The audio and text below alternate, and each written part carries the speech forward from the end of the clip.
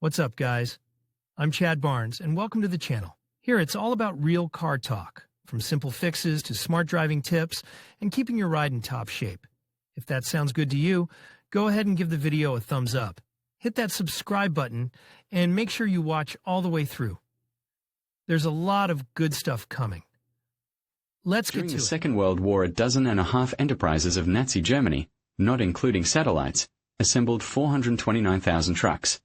Only twice as many as two Soviet automobile plants during the Great Patriotic War, 205,000. The most important German achievements of those years were considered the expansion of production of all-wheel drive and diesel vehicles, as well as the multiplicity of options for combat and transportation operations, as well as operation in different climatic zones. How the Germans cheated the Treaty of Versailles in 1926. Contrary to the provisions of the Versailles Peace Treaty, Germany began development of three-axle army trucks. The first range of 1928 to 1937 included 1.5-ton trucks with gasoline engines with an output of 60 to 70 horsepower, 3- and 4-speed gearboxes, lockable differentials, and individual cardan drives of rear gable wheels. The second generation of 1931 to 1942 were standardized 3-ton trucks with 6-cylinder engines with 90 to 110 horsepower and 2 carburetors, gearboxes with 2-stage reducers, main worm gears and suspension of uncut axles on semi-elliptic leaf springs. In the late 30s, diesel power units began to appear on a number of trucks. Bringing order to the Wehrmacht truck family by the beginning of the Second World War, the Wehrmacht had an updated, extensive and motley fleet of trucks, the basis of which were paramilitary 2-axle 3-ton trucks with 4x2-wheel arrangement and Index S, standard, in the markings. After the German troops faced with impassable Russian off-road, their all-wheel drive versions 4x4 with transfer boxes and Index A, Allradantrieb, appeared. However, they did not have time to maximize their mass production, and it was not possible to cope with our severe frosts. The subject of German army trucks is inexhaustible, so let's pay attention only to the most famous and important designs.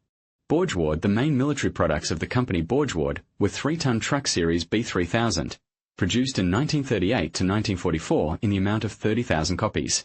They were equipped with different gasoline and diesel engines with an output of 65 to 78 horsepower, 5-speed gearbox, hydraulic brakes, all metal or open cab with soft top.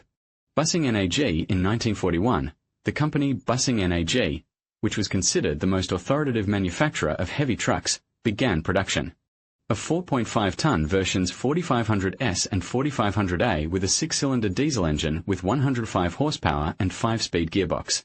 In October 1943, they received simplified wooden cabs. Until the spring of 45, about 15,000 of these trucks were assembled. Klocknerdeutz Magirus. The little-known brand Klocknerdeutz Magirus, for 4 years were trucks developed by the company Magirus. In 1941 to 1944, its main products were simple Army 3-ton trucks S3000A3000 with Deutz diesel engine of 80 horsepower. At the same time, until 1942, the company built 700 heavy vehicles S4500A4500 with 125 horsepower. MAN. During the war years, MAN Company built about 2,000 trucks ML4500S and ML4500A with a payload of 4.5 tons, 110 horsepower. Diesel engine and all-metal cab, adapted for installation of various bodies and towing trailers. On the order of the Red Cross, on such chassis Meisen Company built spacious sliding bodies for mobile hospitals, which served for transportation and treatment of up to 40 wounded. Mercedes-Benz. In the late 30s, Daimler-Benz concern formed a new family of paramilitary trucks of Mercedes-Benz brand, the base of which was still numerous civilian vehicles.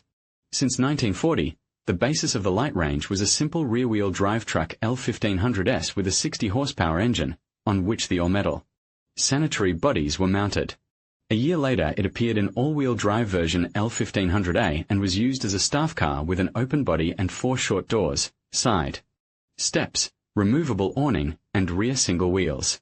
Since 1938, the medium range consisted of 3-ton trucks L3000S and L3000A with 4-cylinder diesel engines of 65 to 75 horsepower, which were used for general troop transportation, and in all-metal vans were mounted field workshops and radio stations.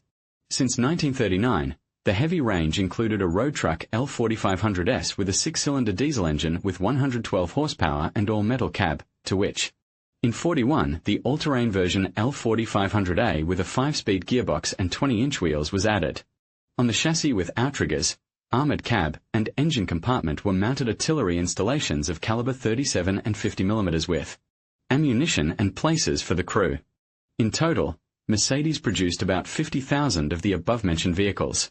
After the devastating bombing of Opel factories in 1944, the continuation of production of Army Truck Splits 3 6-36S was entrusted to Daimler-Benz. In addition to the new Index L701, these trucks received a cheap ersatz cabin on a wooden frame with walls and doors made of pressed cardboard and 2 flat windshields. The usual footrests, rear fenders, and toolboxes were no longer on it. Until the spring of 45, 3,500 L701 trucks were assembled. Opel, the Opel company, enjoyed special respect of the Nazi government, which allowed it to become the largest national manufacturer of mass army trucks of the Blitz, Lightning brand, which served in all military formations of Germany and its satellites. The most famous were 2 types of unified 3-ton truck splits, produced during 7 years of production in the amount of 95,000 vehicles. The basic rear-wheel drive truck Blitz 3 6-36S, Blitz S, with a wheelbase of 3.6 meters was adapted to all kinds of army transportation and towing of 2-ton trailers or guns. Since 1940, the all-wheel drive version Blitz 3 6-6700A, Blitz A, with a 2-stage gearbox and shortened by 150 mm wheelbase was in production. On the vertical radiator shells of these trucks were attached corporate emblems in the form of a stroke of lightning. All of these simple and rugged cars were powered by a defortified 3.6-liter engine with 68 horsepower from a passenger car Admiral. The trucks were equipped with a modified 3.6-liter engine with 68 horsepower from the Admiral car, 5-speed gearbox, axles on longitudinal, semi-elliptic leaf springs and hydraulic brakes. Both versions used a spar frame made of steel U-shaped sections, all-metal cab with rounded fenders and rear double tires. Extended small series trucks were 3.5-ton versions the 3rd of June, 42 and the 3rd of June, 47 with wheelbases of 4.2 and 4.7 meters respectively. In total, Opel assembled 112,000 vehicles for the Wehrmacht. Van Omen in the military field, the company Van Omen became known only in 1941, producing a light army pickup Granite 1500A with a 50-horsepower air-cooled engine and bodies with rounded front masking. Subsequently, Van Omen produced staff, ambulance, and other versions with open bodies and wooden cabs. Ford Cone during the war, the German branch of the American Ford Corporation in Cologne, Ford Cone, assembled for the Wehrmacht paramilitary. Trucks of 3-ton class with typical Ford V8 engines and annually changed American facings. The first in the range was a modified civilian version G917T with a 90-horsepower engine, oval radiator cladding and voluminous commercial fenders. In 41, a new 95-horsepower unit appeared, which was mounted on army trucks of V3000 series with a sharp-nosed front grille. At the end of the war, they were equipped with angular wooden ersatz cabins with flat windows. In total, 50,000 cars of the defunct Ford Cologne brand were assembled.